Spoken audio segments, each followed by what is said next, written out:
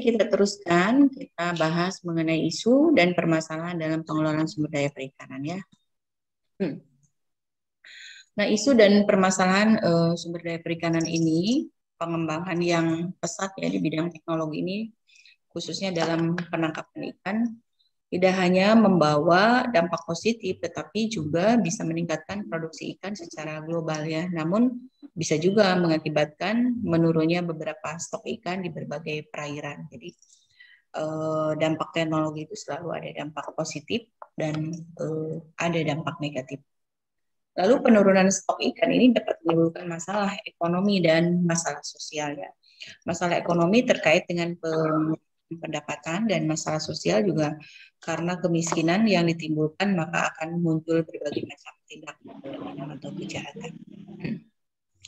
Dan selain itu, selain tindakan kriminal kejahatan juga akan dalam jangka waktu yang lama itu bisa menimbulkan kelaparan dan gizi buruk ya kalangan masyarakat yang memang merasakan dampak langsung daripada hasil perikanan tersebut. Kemudian Thomson yang berpendapat bahwa masalah utama perikanan adalah tidak terkendalinya intervensi manusia dalam mengelola sumber daya ikan. Itu kadang kita menangkap ikan itu tidak pilih, tetapi ikan yang dewasa lebih dominan diambil, ditangkap sehingga siklus untuk bereproduksinya terhambat atau terhenti. Kemudian juga di dalam penangkapan ikan yang tidak dipilih juga itu mengakibatkan atau dengan cara yang salah juga mengakibatkan ikan-ikan yang masih kecil dan perlu berkembang kemudian ikut dalam proses penangkapan yang menggunakan hal-hal yang tidak wajar seperti menggunakan racun atau pukat perikanan. Lalu permasalahan perikanan dan penyelesaiannya akan sangat tergantung pada bagaimana kita mengambil pelajaran dari kegagalan-kegagalan ya yang sudah terjadi di masa lalu, yaitu fat dependency ya. Lalu selanjutnya isu dan permasalahan perikanan kita lihat ini ada dua dihadapkan pada fugitive resources dan common property resources. Nah, yang dimaksud fugitive resources adalah pergerakan sumber daya yang terus-menerus ya, kompleksitas biologi dan fisik perairannya. Sedangkan yang common property resources adalah masalah hak kepemilikan. Nah, ini kedua ini mengakibatkan penangkapan ikan secara berlebihan ya atau eksesif ya, yang berimbas kepada apa? Berimbas tentu kepada stok sumber daya. Jadi ini menggambarkan diagram yang menggambarkan di mana isu perikanan ini dihadapkan pada dua permasalahan yang berdampak terhadap penangkapan ikan yang berlebih.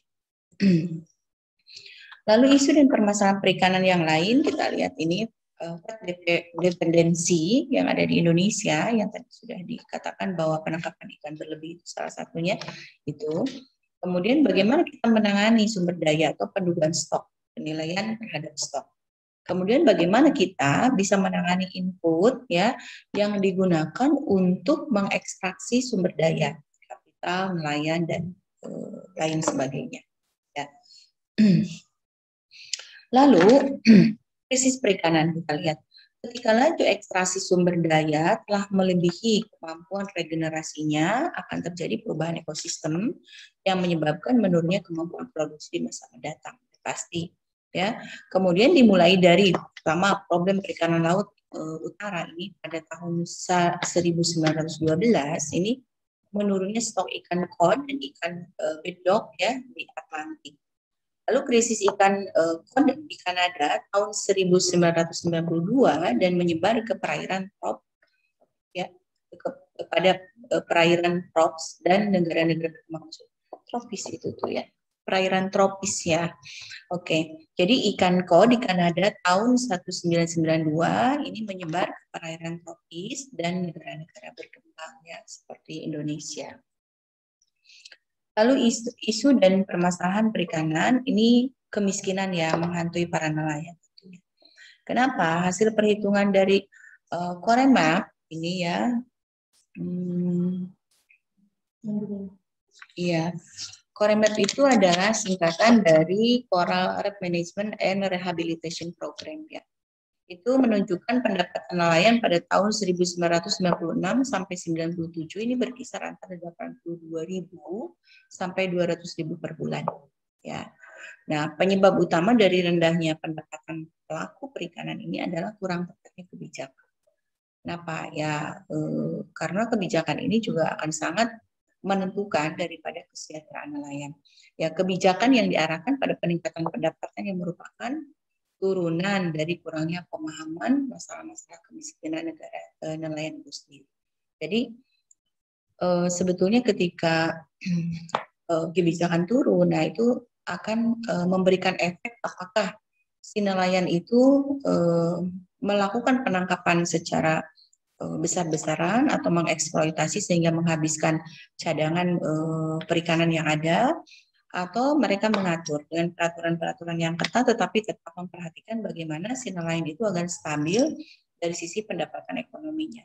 Yaitu caranya adalah ikan-ikan dewasa atau yang ada masanya di mana ikan itu kapan mereka itu kalau kita melihat bukan di lautan ya, bukan di perairan laut ya, itu ada masa-masanya. Misalnya di Sumatera atau di beberapa daerah yang memiliki sungai-sungai besar, itu mereka ada larangan-larangan di bulan-bulan tertentu ketika ikan-ikan itu memang sedang bertelur dan membesarkan keturunan-keturunannya ya dari ikan-ikan tersebut. Tetapi di laut ini agak sulit ya ditentukan berdasarkan waktu.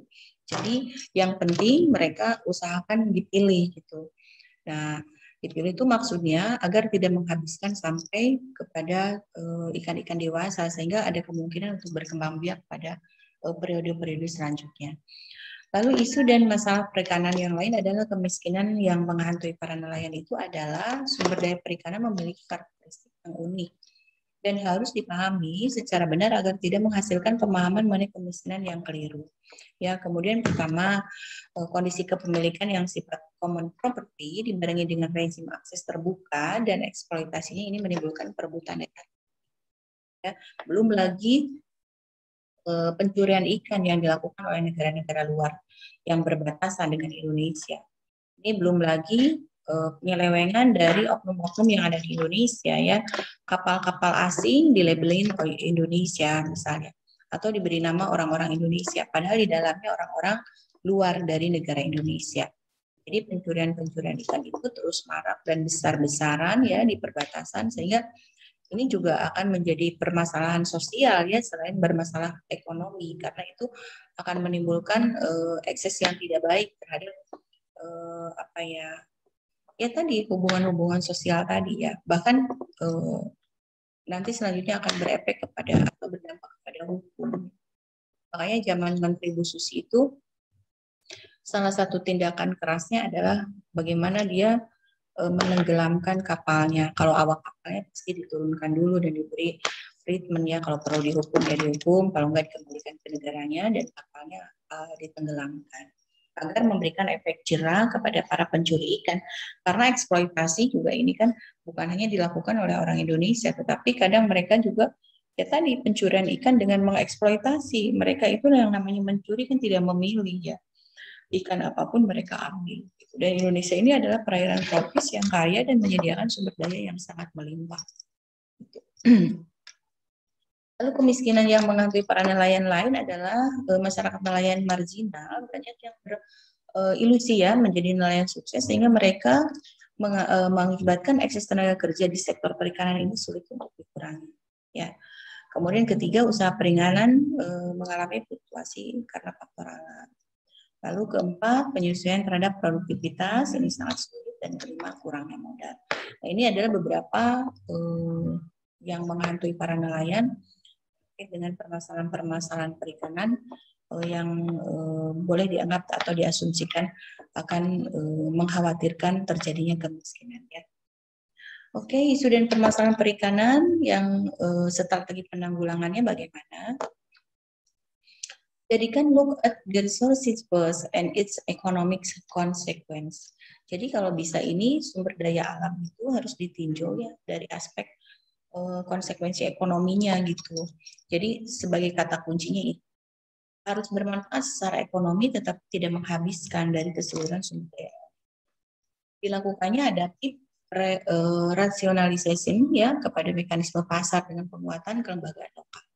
Jadi harus didukung dengan aspek-aspek legal yang menguatkan bagaimana lembaga-lembaga lokal bisa memberikan akses yang baik terhadap pasar global gitu. Kalaupun tidak ya pasar yang ada di Indonesia dan nasional dalam patokan harga ikan, kemudian jenis ikan, kemudian hasil tangkapan, kemudian kebijakan-kebijakan lain yang berkaitan dengan kebijakan-kebijakan yang terkait dengan kelembagaan lokal.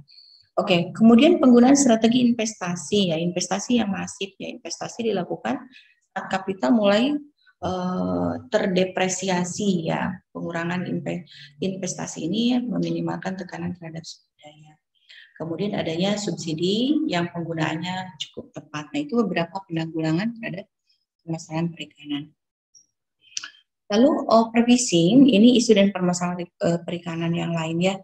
Overfishing itu adalah penangkapan ikan dewasa ya secara berlebihan. Tadi saya sudah sampaikan ya, penangkapan ikan dewasa ini harus diatur karena harus diberikan peluang untuk bertelur gitu ya, sehingga nanti regenerasi dari jumlah populasi ikannya tetap stabil.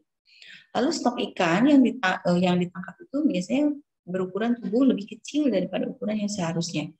Ya, belum masanya panen sudah diambil. Nah, itu juga memutuskan siklus daripada regenerasi atau reproduksi daripada individu atau organisme perairan. Lalu jumlah input yang dibutuhkan lebih besar daripada jumlah input yang dibutuhkan untuk bereproduksi. Jadi rasio biayanya paling besar. Kemudian nelayan skala kecil hasil tangkapnya menurun sehingga memicu destruksi ekosistem secara keseluruhan. Oke, nah itu.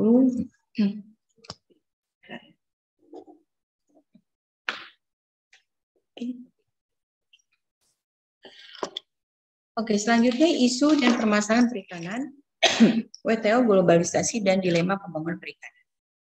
Ini peningkatan arus perdagangan internasional di satu sisi dengan penurunan kemampuan sumber daya di sisi lain, ini menyebabkan concern atau perhatian pengelolaan perikanan tidak cukup menjadi masalah bagi satu negara saja. Apalagi kalau sistem perikanan ini kan yang kita bahas ini adalah terkait dengan pengelolaan di pesisir pantai. Nah, yang menyulitkan ketika para nelayan menangkap ikan itu memang di laut, walaupun ada batasnya. Di awal perkuliahan kita sudah jelas itu tentang zona, ya. Tetapi tetap kemungkinan untuk melanggar pada zona wilayah itu sangat besar, ya. Ya. Lalu masyarakat perikanan di berbagai dunia banyak yang menginginkan pengakuan terhadap hak komunal untuk sumber daya ikan serta pengelolaan sumber daya di bawah kendali komunitas lokal untuk pemenuhan pasar lokal. Ini WTO globalisasi dan dilema pembangunan perikanan. Oke, selanjutnya isu dan permasalahan perikanan, WTO globalisasi dan dilema pembangunan perikanan ini adalah subsidi perikanan yang dilakukan oleh negara maju menjadi tidak fair, ya, tidak jujur atau tidak sesuai ya. Nah, berkaitan dengan ekstraksi sumber daya karena armada perikanan negara berkembang harus bersaing dengan armada perikanan yang memperoleh subsidi. Nah, ini juga menjadi dilema ya, dilema pembangunan dalam proyek-proyek perikanan. Lalu eco-labeling juga ini merupakan salah satu isu yang dihadapi di masa mendatang. Misalnya tuna, ya, dolphin, kemudian shrimp, kemudian turtle, ya. Itu beberapa spesies yang bermasalah. Kemudian isu dan permasalahan perikanan ini masalah lingkungan hidup wilayah pesisir ya. World Resources Institute ya WRI ini memperkirakan bahwa lebih dari 50% wilayah pesisir dunia itu mengalami kerusakan lingkungan global akibat tekanan dari pembangunan. Kenapa bisa demikian? Karena memang pembangunan hotel di wilayah pesisir, kemudian pembangunan pelabuhan, kemudian perumahan dan sebagainya, ini mengakibatkan adanya alih fungsi yang semula misalnya kawasan pertambakan menjadi kawasan permukiman. Kemudian ya seharusnya kawasan wisata yang lestari atau yang alamiah dengan menghadirkan keindahan daripada pesisir pantainya kemudian berubah fungsi menjadi hotel-hotel dan seterusnya. Jadi banyak sekali yang berkaitan dengan lingkungan. Kemudian faktor pemicu kerusakannya secara umum atau yang cukup dominan adalah kebutuhan ekonomi dan kegagalan kebijakan. Kebutuhan ekonomi menjadi prioritas karena mereka dengan membangun hotel akan lebih mudah orang untuk mendapatkan uang dari sewa hotel. Ini dibandingkan dengan menyajikan pemandangan yang indah seperti menyajikan kawasan mangrove gitu, atau mungkin juga menyajikan kawasan-kawasan alamiah yang ada di sekitar pesisir pantai.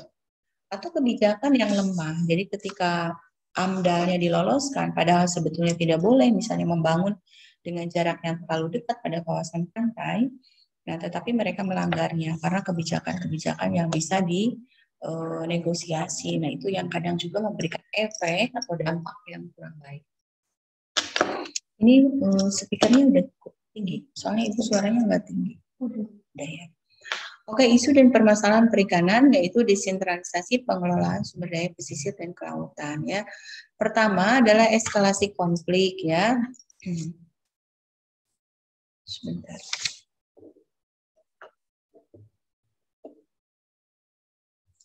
Oke. Yang pertama adalah eskalasi konflik atau bertambahnya konflik. Kemudian rent-seeking behavior, perilaku memperoleh keuntungan sebanyak-banyaknya. Lalu eskalasi eksploitasi, yaitu bertambahnya penguasaannya eksploitasi. Lalu fenomena Dutch disease, ini fenomena bidang perekonomian yang menunjukkan pada dampak yang biasanya ditimbulkan oleh berlimpahnya suatu sumber daya. Kemudian skenario intervensi. Ini adalah desentralisasi pengelolaan sumber daya dan kelautan. Lalu larangan impor udang ya, isu permasalahan perikanan lainnya adalah adanya kemungkinan bangkrutnya industri udang dalam negeri dan dampak lainnya merupakan timbulnya pengangguran ya pasti. Kenapa ini termasuk larangan impor udang ini harus dilakukan ya karena kita sebetulnya memiliki banyak biodiversity udangnya gitu. Macam-macam udang aja di Indonesia itu banyak sekali macamnya. Dan itu jika dikembangbiakan dalam pengelolaan perikanan yang baik itu bisa menghasilkan pendapatan yang baik. Jadi kita kadang salah. Kita memiliki bibit-bibit unggul seperti lobster, tapi kita malah melakukan ekspor ke luar negeri. Dan dari luar negeri mereka jadi kaya, jadi banyak, jadi berkembang. Kemudian jangan-jangan balik lagi kita mengimpor udang yang memang bibitnya dari kita. Itu kesalahan dalam kebijakan dan pengelolaan. Kemudian larangan impor ataupun tarif yang tinggi akan berdampak pada neraca perdagangan secara keseluruhan. Walaupun dalam satu sisi memang berdampak tadi ya terhadap pengangguran, kemudian terdampak juga kepada neraca perdagangan. Tetapi kita harus menganalisa mana yang lebih dirugikan. Dengan cara impor ini, apakah lebih banyak positifnya ataupun negatifnya. Nah, itu harus dikaji dari berbagai sudut pandang. Misalnya dari kelestarian lingkungannya, kemudian dari perkembangbiakan atau daya reproduksinya. Kemudian ketiga tadi dari sisi ekonominya, dari sisi SDM-nya, status sosial ya tadi yang mungkin bisa jadi banyak pengangguran dengan larangan impor ini atau mungkin tadi neraca perdagangannya akan secara drastis menurun. Tetapi kalau memang ada nilai-nilai yang bisa dijadikan pengganti untuk menutupi kekurangan-kekurangan tadi, maka itu perlu dikeluarkan kebijakan-kebijakan baru. Ya. Lalu berikutnya adalah limbah industri pengelolaan hasil perikanan. 10 menit lagi selesai ini.